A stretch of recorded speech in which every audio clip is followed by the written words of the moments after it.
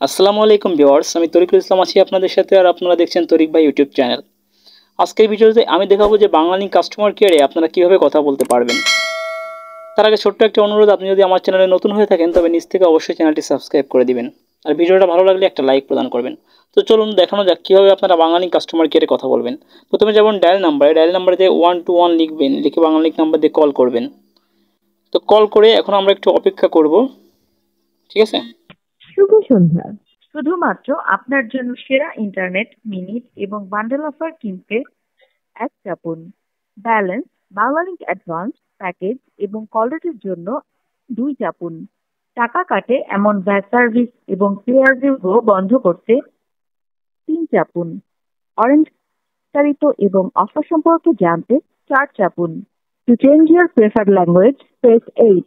তথ্যটি পুনরায় শুনতে স্টার চাপুন।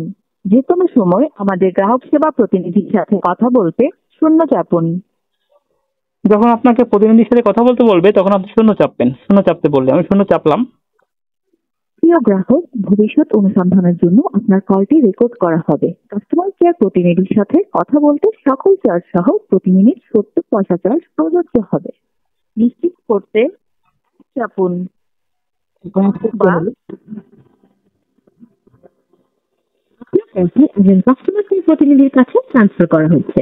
অনুগ্রহ করে অপেক্ষা করুন। Please wait while your call is being transferred to a customer care representative.